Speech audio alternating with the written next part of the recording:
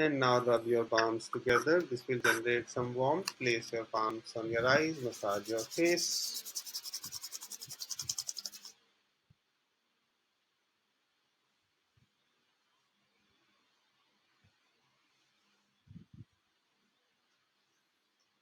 Namaskar and welcome to Yoga Philosophy class. Open your eyes. So, so we'll let me first talk about the philosophy, and then Amrit will come to your. We'll talk about your problem. Okay. What is the fundamental question? And a lot of people ask me this question: what is the path? What is the path that we should take in life? And my answer is always the same: there is no path. Because each and every path is an illusion. Illusion because mind, the chitta, is always trying to construct the goals, is always dreaming about completing the goals and whatever the goals are. So the path is nothing but a shadow of a goal in the mind. Because this mind is goal driven, always goal driven. If even if you don't want it, it will be like that because this is how we are institutionalized. First we think of something, dream of something, want something, and that is what we have been doing for a very long time. Even for ages, I would say, even for the multiple births, we are doing the same thing. So mind is always dreaming of something. Mind is always in the future. Oh my, all my pain will go in the future. All my troubles will go in the future. Because all the dreams are in the future, no dreams are there in the present. And unfortunately, we know nothing of the future. Future, if I can say that, is always an illusion. It does not exist. But in our quest for a path, we connect ourselves with that future. And that is how the journey starts. So, in a way, we are deceiving ourselves. It is like playing a game of hide and seek. You're playing the game of hide and seek with yourself. Oh, all my troubles will get over in the future. Oh, all my disease will go away in the future.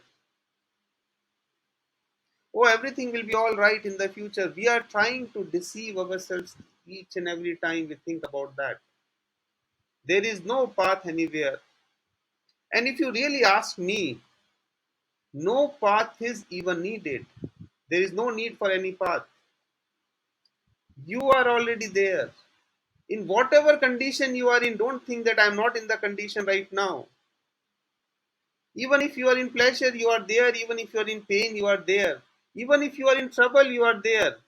Even if you are in quiet, you are there. Always you are there. There is nothing that you will get. You already have it. And if you look deeper into yourself, dharma, as we call it, or spirituality or adhyatma, dharma is not a path, spirituality is not a path, adhyatma is not a path. It's just a both, a wisdom, a feeling, an experience. The feeling that you are already there, it's just a both, and the feeling comes when you are there, when you are inside your meditation, and when all your greeds, your desire, you know, just look at the reality. So it is important that the old bridge collapses, this old bridge of our habits, old bridges of building the goals. As soon as it collapses, the things will change. And that is what I'm always trying to do in all my classes. I want to snatch all the paths that you want to walk on, all the paths that will lead you into the future, all the possibilities, even all the possibilities where you want to run from yourself. And the running that we have been doing. It is going on for ages and ages. And I want to snatch all these possibilities so that you return to yourself. There is nothing in the future. So try and think about it. This competition with others, the competition in the form of money, the competition in the form of wealth or health or whatever it is, the post, the prestige. Oh, somebody is better than me in this respect. We are always competing with others, and in this competition, someone is ahead and someone is behind. That is always the case. And then we are trying to run faster and faster to win. And this is not a way to find the truth. Like this, you can never find the truth. Everyone who is running outside can never know the truth. You won't find the truth, but maybe in the process, you develop some ego. The faster you run, more people you leave behind, more ego you develop as you go on. So, competition is, I would say, one of the most unspiritual, non spiritual thing.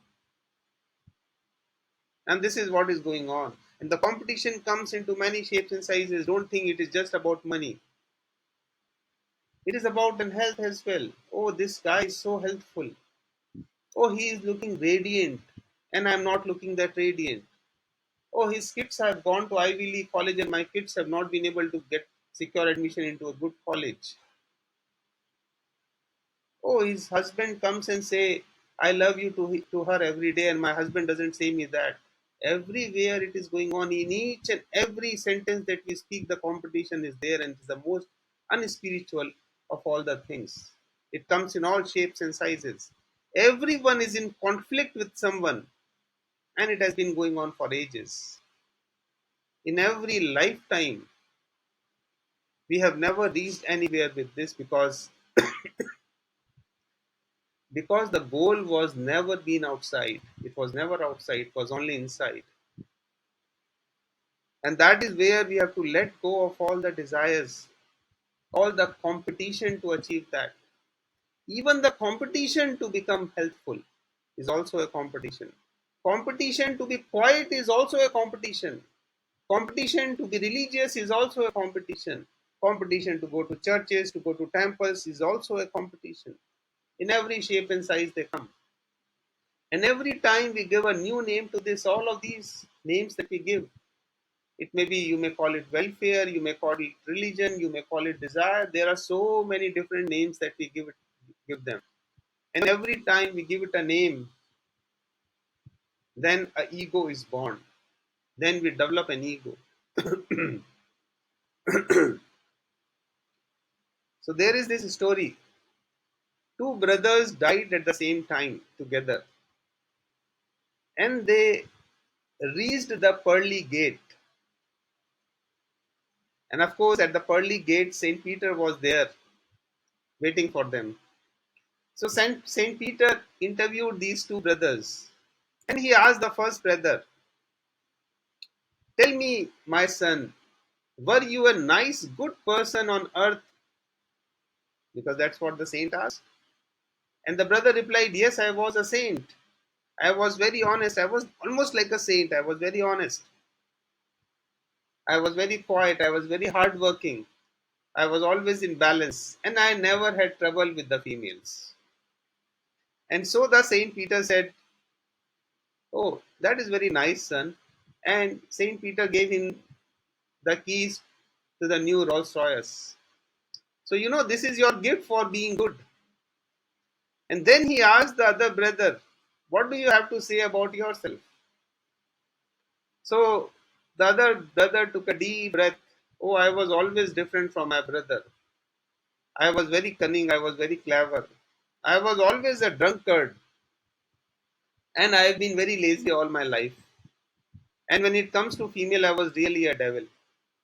And so the Saint Peter said, "Okay, boys will be boys. At least you are agreeing to it." And so he handed over the keys of mini minor to the older brother, to the other brother. So, as the two brothers were about to board their cars, their fancy cars, the naughty one started laughing. The naughty one, the devil one, started laughing. And so the first brother naturally asked, "Why are you laughing, brother? What is there to laugh?" And he said, "I just saw the Pope riding a bike. I just saw the Pope riding a bike." So the entire journey of joy is in comparison. Somebody has a Rolls Royce and somebody has a bike. Somebody has a Tesla and somebody has a Ford. And this comparison gives you feeling as to where you are in this entire entire thing, entire society. Are you behind someone who has a Rolls Royce, or are you ahead of someone who has a bike? But you have to be someone somewhere. In reality, you are neither behind and you are neither ahead. That is not a possibility. You are unique, you are extraordinary, and there is nothing to compare you with. There's absolutely nothing there is to compare. And for this very reason, people are afraid to go inside, because inside all the possibilities ends. Inside all the path ends. Inside all kinds of imaginary, whether it is political or culture or social, all the maps of the words disappear. All the maps that are built inside our minds, all of those maps, they disappear when you go inside, and so we are very afraid. If you ask me, I call it the beginning of the end. It is not easy. As you enter inside, don't be afraid. Because the first thing that happens when we enter inside is the gamut of thoughts coming in. In fact, the one who enters inside, instead of having no thoughts, all the thoughts which were there in the deeper and deeper of the past comes to the mind. You have more thoughts to start with, and so everybody is afraid and try to run away from inside. But a little understanding is required. All the bridges into the future is no more when you are there, and all the past is also gone. And so you are left with nothing. And that is also a feeling of fear. Past is nothing but memories. If you see like that, past is nothing but memories and future is nothing but hope. And so we are, from that memory, we do a travel, we do a journey to the hope. And that is how we are living. In dhyana, in meditation, all the past is gone and all the future is like a dream. There is no existence of either the past or the future. And then the present is everything. And then we are afraid. We are afraid because now there is no support to held on to. Then you are so alone, you are in so much solitude, because all the support is either in the past or in the future. In the present, there is nothing. But be ready to dive into present and come out with Chir Anand, eternal joy. I have heard that two wanderers were relaxing in the full moon and talking to each other. One asked, "What would you like to become?" And then the other said, "I would like to become a prime minister." And the first one said, "Oh, it seems like you have no other ambition in your life." So you see, the wanderers have also have ambition, they have some values. They have some life values. The one is thinking of becoming a prime minister. But if you look closely, what are these? What are these goals? What are these values? They are mere words. Someone says, "I am a Brahmin," because in India we believe in four types of caste system. We have a caste system, most of you know that. And the Brahmin is the top caste and Shudra is the lowest one, as people believe. But if someone is saying, "I'm a Brahmin," can you really know whether he is a Brahmin or not? If you take out the blood sample, can you know from blood that he or she is a Brahmin or a Kshatriya or a Shudra? or a Hindu or a Muslim. Can you really know that? And this game is going on for ages. And if you are somebody saying I'm a Brahmin, look at the ego with which it is being said. And if somebody is saying I'm a Shudra, look at the feeling that he has. If you really look deeper into it, society has put all these labels on us. All these labels which are mere words. And we are unknowingly playing these games of the labels. Oh, I am this, oh, I am that. Oh, I am rich, oh, I am poor. Oh, I am healthful and I have a disease. Just like saying that I am rich, it means some money in the bank. Another game. And so many such games are going on and on. And we are again and again falling into these games. We have to be very cautious. I've heard that there was a very stingy person, very miserly person, and he had hidden some gold in his garden. In fact, he had a lot of gold, and he has hidden all that gold into his garden. And he was very stingy. He was very miserly. So every day he would go into the garden. He would take out the mud. He would look at his gold, and then he would be very joyful. And then happily he would put the mud back and return to his house. And this was going on for quite some time. And the neighbor was getting more and more curious as to what is going on. So one day, what neighbor did was neighbor went into his garden and he dug and he saw the gold and he took out the gold and he put the normal bricks in place and covered all the bricks with the mud. So next day, when the stingy person came, he took out the mud and then he saw the normal brick. He started crying, and the neighbor was there. Of course, neighbor was watching him, and the neighbor asked, "Why are you crying?" And he said, "I am destroyed. All my money, all my gold is gone." And to that, the neighbor replied, "Don't worry. In any case, you were not going to use them. So you can continue to play the same game. You can come, you can take the mud out, you can look at the brick, you can be very happy because in any case you were not going to use those gold. So how does it matter if the brick is there, or if the gold brick is there, if the normal brick is there? How does it matter? It's a game. So be happy in the game. You are in any case not going to use it. So you may have money, but how does that matter? And you may not have that money. That even should not have mattered. You may have received some appreciation about something, about your being beautiful or your being rich or your being healthy or your being this and that, about some certificates that you have earned, some degrees that you have earned, some prestige that you have earned, some post that you have acquired. You may have received some appreciation, and all this is a game. How does that matter?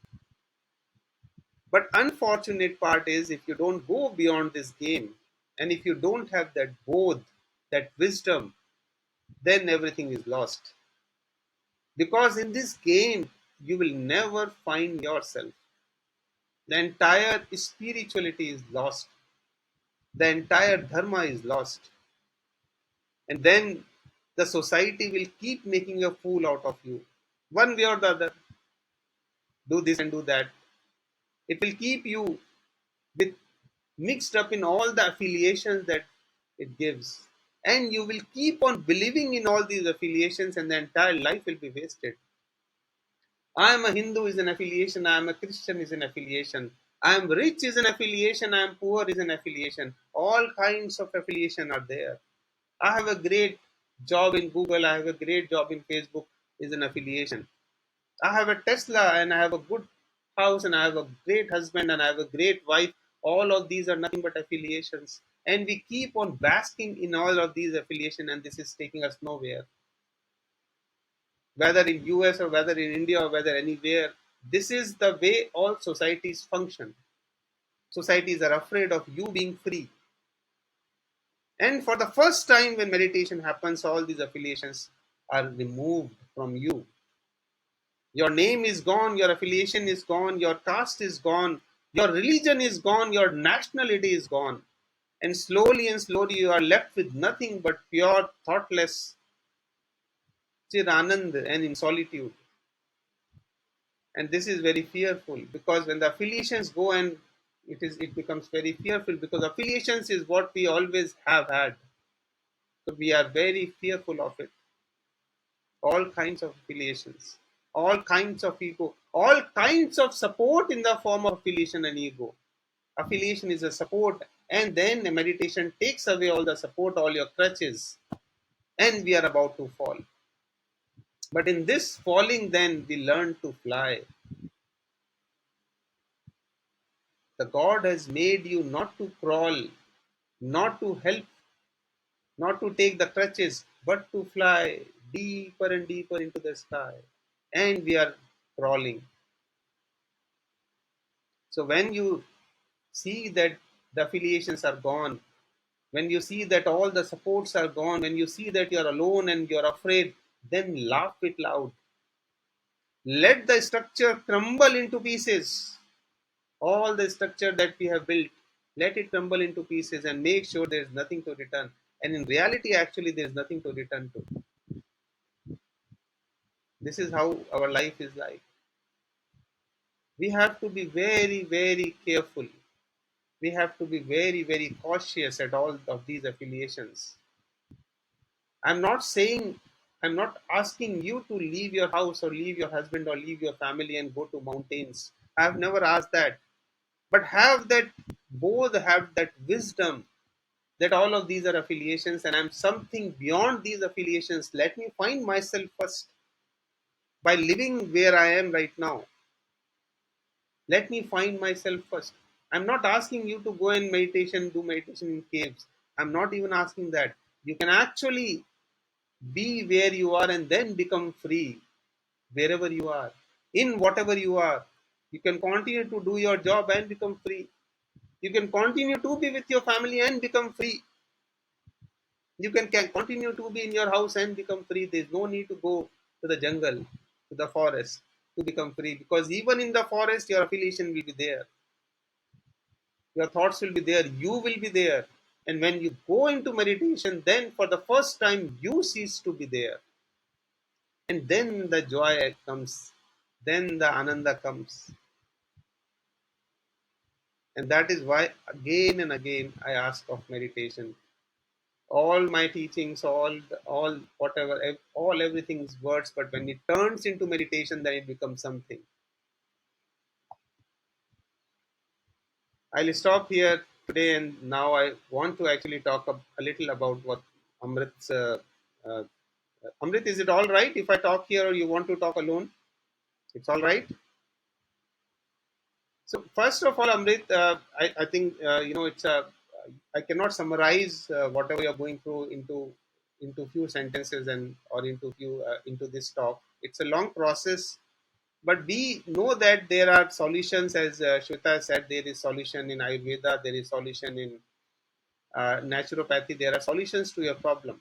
But first of all, the solution to your problem is you. First of all, the naturopathy, if you take naturopathy course, probably in some time it will cure you, but it all comes back until you are very conscious of yourself. Until you are conscious, whatever you are eating, whatever you are taking, whatever you are doing, you are very conscious of everything. And you become conscious when you go into meditation, you go into dhyana. Then you know what is happening, what is good for you, what is bad for you. I would not advise you to leave this and that. Let the consciousness, your dhyan, decide what to leave and what not to leave. When you are into consciousness, when you are into dhyana, into meditation, a mere look at the food and you will see whether I want to eat or not. My body is receptive to it or not. You can actually feel like that. But we eat, we live in utter unconsciousness. That is a problem. So, whatever medication you are taking, though I would not suggest you to go to allopathy medicines for this, because allopathy develops different kinds of problems. I would suggest you to go to start with naturopathy, but slowly and slowly go into dhyana, go into meditation to resolve that problem. And it's a long problem. But first of all, you have to understand what is health. And I have spoken of it earlier as well. See, more than the disease. The stress of the disease is what kills us. More than the disease, each day, every moment, the remembrance that there is a disease is what is the problem. In Hindi, there is a word called swasthya. Most of you have heard of this word. Those who have a lineage from India, they must have heard of this word swasthya. Or in English, it is termed as health. Swasthya does not mean that you will be healthy. You will always be healthy. It is not a possibility, because body is there and the body will sometime be healthy, body will sometime be ill, sick. Swasthya means, the health means that you are established in yourself, whether in disease or in health, whether in richness or in poorness, whether in day or in night, you are always established in yourself. And what does it mean to establish in yourself? You become a drashta, you become a sakshi. Even if you have a disease, you have become a sakshi. It is all right to have a disease, because in any case, the body one day has to go. The body is a body. But the problem is, we associate with the body so much that only the body remains and we lose ourselves completely. That is a problem. Now it has two parts. The one is, when we say we are just the body, our affiliations becomes too much with the body. The body starts giving us trouble. So that is the one thing. When we say I am a drashta, I am a witness to whatever is happening to the body, the stress is gone then. The stress that the body gives is gone then. And slowly you come at the point. It might take time, but slowly and slowly you come at the point when body stops troubling you, and then even the disease is gone. Though I'm not saying that it has to go, I'm not saying that that is a condition that it has to go. It is not a condition. And that is why I always say that even the stress that we develop when we are sick is more of a problem than the disease itself. And that is why we become disease ridden, because the stress is there. The moment the stress is gone, half of your disease will be gone. And the stress is of the mind, not of the body. Remember that. The body gives you 5% of trouble, your mind gives you 95% of troubles. As your mind becomes more and more inside, you go inside, you become in meditation, dhyana, your mind is sorted out. As the sorting of the mind happens over a period of time, your body is sorted out as well. Why it's sorted out? Because the stress is going away from your body, because you have started understanding your body, because now you know what to eat and what not to eat, you know now what to drink and what not to drink. You now understand, you're in complete synchronization with your body. And when that happens, the body becomes helpful as well, though there is not that is not a condition. Remember that. Whether in health or in disease, you are a drashta. It does not matter. The diseases do not matter. Say to yourself, I am okay. In fact, there was this scientist, I have forgotten the name of it, I have said in some lecture as well. He treated thousands of people, and whenever he was a doctor, and whenever somebody would come to him, he would say, just tell yourself you are okay. And just by doing that, he treated and successfully treated thousands of people. So that is a start. Do naturopathy, do whatever pathies are there, whatever to be done. If you ask me about them, I would say naturopathy is one of the better ones. But whatever you want to do in terms of medications and all that. I'm not I'm myself a naturopath, so I treat myself with naturopathy, and a little bit of ayurveda here and there, but mostly naturopathy. So do that, but most important is go into dhyan, look at yourself, be very conscious at what is happening. Do not, if somebody suggests leave this, do not eat this and that, don't. I would not advise it.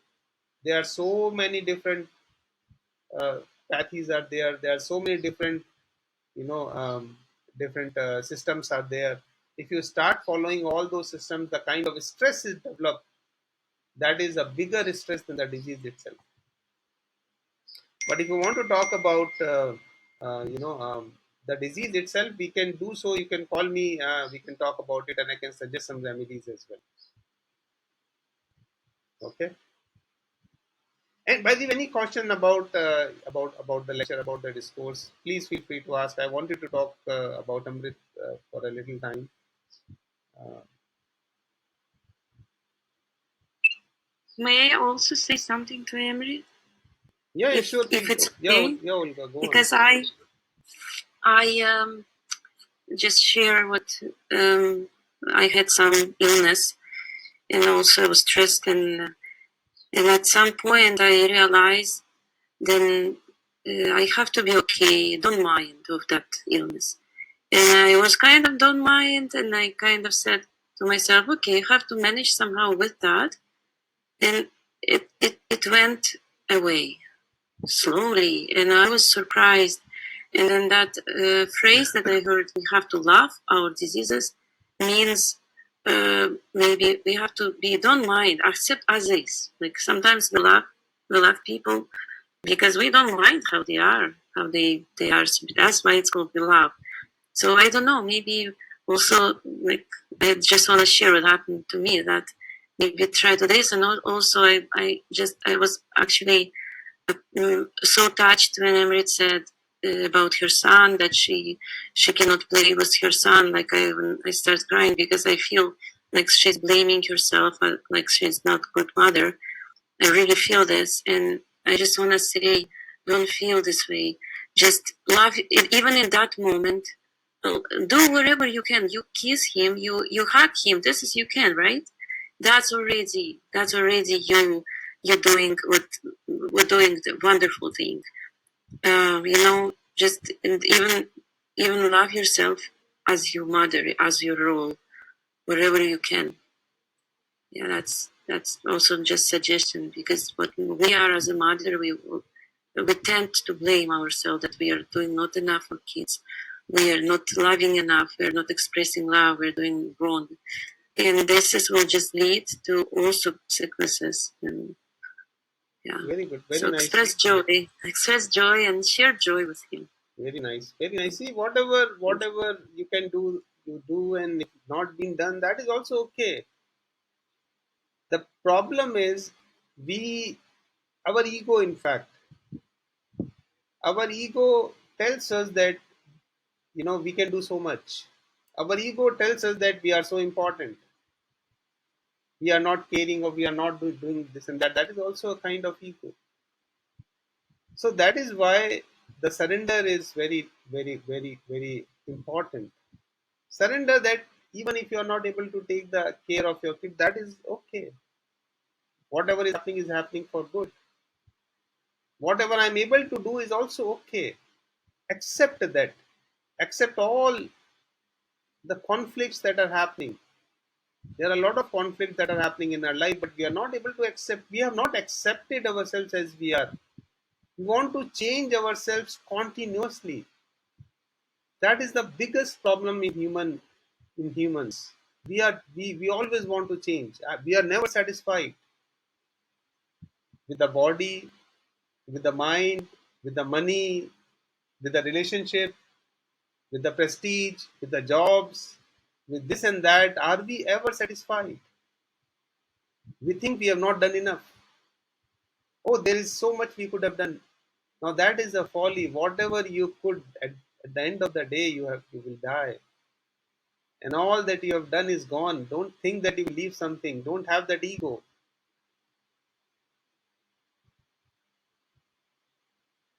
The more ego there is, the more troubles there are.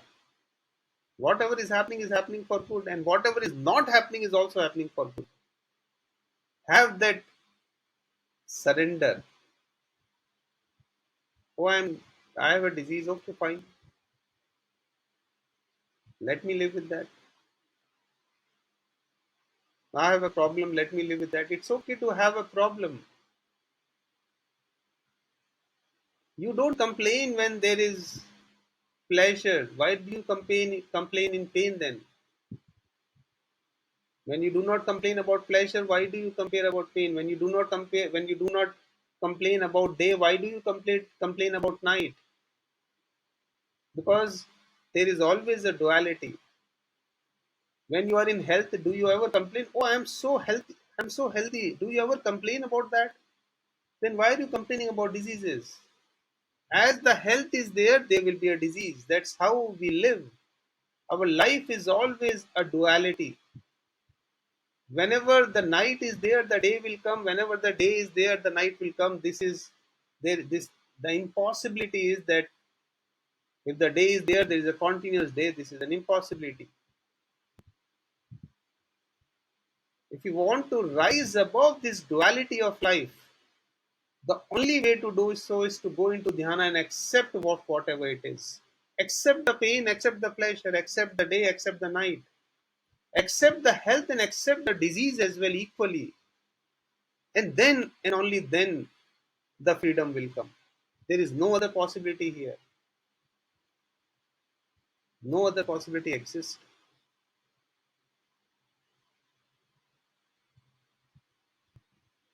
Sanguji, Yeah. to come to that state of mind of acceptance, it's not an easy process. It's a long journey. Yeah. So she has to understand that.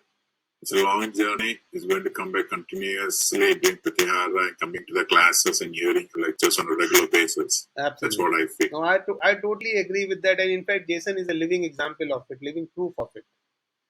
I always give example of Jason, how he has changed and how he has done, you know, how he has changed over a period of time. And we see that change. So he is a living proof of that it happens. It's a long journey. It's a long not journey. easy. It's not a I know.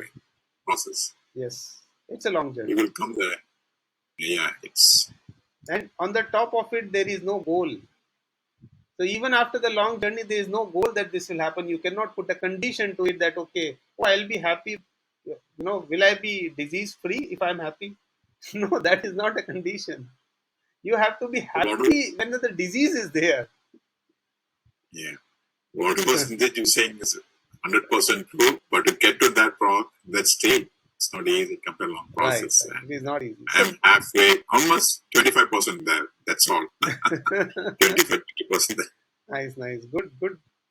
Very nice. So I was going to say that as well, Sandeepji. Like today, probably Amrit will not understand what you are saying because she will think, okay, it is a bit more, going above my head, and it is philosophical thing.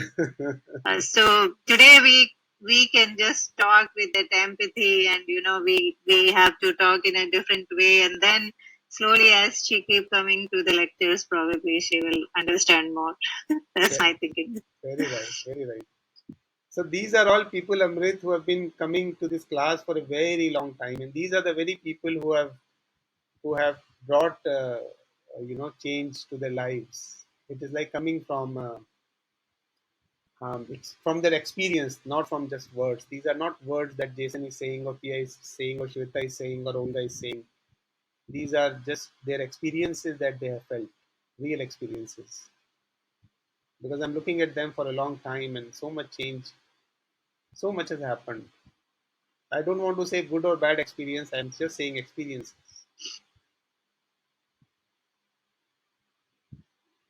Amrit, if you are taking more yoga classes, I would suggest you do the Yoga Nidra class. In that, when we do this, what do you call it? We take a resolution and we visualize and all that. So that time you take the resolution for your health. So that also helps, I've seen. So your mind goes in that positive mode. Okay, you are seeing yourself as healthy. You're not saying, okay, you have a disease. Basically, you just say you are healthy, and that because that gets into subconscious mind. So that really helps, that Yoga Nidra practice. Again, my experience. Right. And just choose joy no matter what. Just, you can make choices, right? Just stay with joy. Stay with anything fine to be joyful, and stay with joy. And that's no matter what. It's like Sandeep said, that stress actually putting us to negativity, not actual what's happening but our mind. So keep your mindset to your mind. Just be joyful. I don't know if it's. Call me anytime if you feel like talking to somebody or you're going through something. Just pick up the phone and call me. We can't hear you, Sometimes Komal. we just need to listen. You are saying something. We can't hear you. I'm saying, I would just like to add that feel free to call us anytime. We are all, my number is on the group. Anytime you feel like talking to somebody or just want a listening ear, pick up the phone and call. Don't worry about the time of the day. So we have group Amrit. So I'll post the number if you want to be added to that group. We have a philosophy group. So do so. And in case of if you want to talk about naturopathy, because I'm a naturopath, so if you want to talk about that, feel free to call me and talk about that, and I'll tell you what to do. So that's a good way to start. Naturopathy is a good way to start. You are muted, so I can't hear you. I can call you? You can call me actually. Let me put my number here. Okay. Chat. So I'm putting my number on the chat. If you want to be added to the group, I can do that, or you can simply call me. Maganlal uncle. We all will pray for you. Oh, thank you. Yes, my heart was broken hearing what you're going through and how you're sad. But yes, So sending you as much love as I can. I put, And hug your son as well. Hug your dear son. Okay, thank you. I put my number here. You can see the number on the chat. So just send me a message. I'll add you to the group, and if you want to call anyone, just take a permission and then call them. Okay. And how which day you take the classes? Like today is a Sunday. The classes are only on this time. So we have two classes. One is at this time, and another class is, I think, your Wednesday. What is the time here? I think Wednesday evening. Today was 5:30 here when you start the class. So same. So 5:30. 5:30 Pacific. 5:30 Pacific. Right. Okay. Okay, thank you. Thank you so much. I will call you, okay? Okay, thank you. Thank you. Thank you all for listening. Thank you, everybody. Thank you. Bye-bye. Thank you. God bless. I can give you the number too? Just send me the number, so I'll tell you when to call and you can call me then. Okay. So I'll add you to the group. So if you want to be added to the group as well, the philosophy group, I'll do that. So just send me on my phone. Send a message. And also, Shweta was waiting for your number to give you. Yeah. So if you want to give me your number, or if you're in the group, then I can get your number and I'll forward you my friend's phone number. I think he had my number, right? I'll add your number once you give me your number. Once you send me a message on my number. Okay. Then and only then I can add you. Okay. Okay. Thank you. Great. Thank you so much. Thanks. Nice to meet you, Amrit. Nice Bye, everybody. Bless you. Thanks. Bye-bye. Bye-bye. You will be good soon. Okay, thank you. Right. You are in